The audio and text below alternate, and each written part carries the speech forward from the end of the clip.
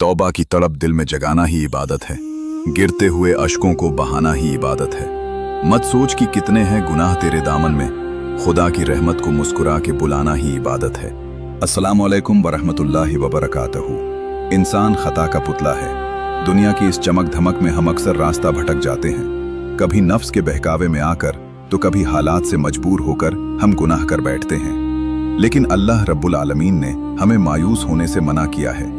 उसने तौबा का दरवाजा मौत की हिचकी आने तक खुला रखा है। नसीब चमकेगा तेरा भी, जरा तौबा तो कर ले।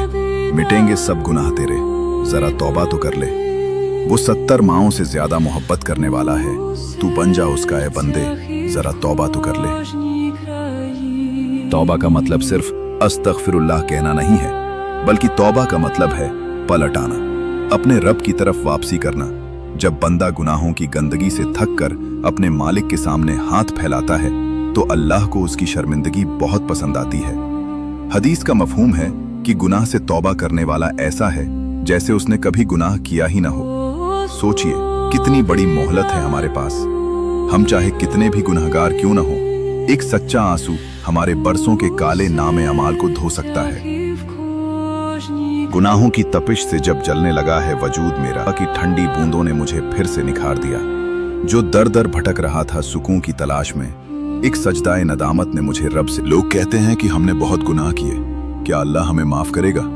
कुरान में अल्लाह फरमाता है, ला तकनतू मिर रहमतुल्लाह, यानी अल्लाह की रहमत से कभी मायूस न हो। तौबा करने का सही तरीका क्या क्या है? सबसे पहले अपने गुनाह पर शर्मिंदा हो, दूसरा उस गुनाह को उसी वक्त छोड़ दें, और तीसरा दोबारा न करने का पक्का इरादा करें। अगर हमने किसी इंसान का हक मारा है तो उससे माफी मांगना भी तौबा का हिस्सा है।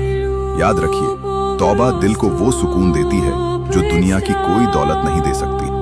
अभी भी वक्त है, अभी भी राह बाकी है, खुदा के दर पे चलने की एक चाह बाकी है। मत हो मायूस अपने बीते हुए कल से, तौबा की एक आह में गुनाहों की तबाही बाकी है।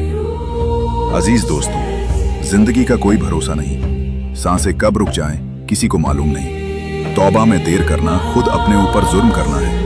आज ही इसी वक्त हम अपने किए पर नदामत जाहिर करें और अल्लाह से माफी मांगें। वो गफूर और रहीम है, वो माफ करने वाला है। अल्लाह हमें और आपको तौबा-ए-नसूहा की तौफीक अता फरमाए। आमीन।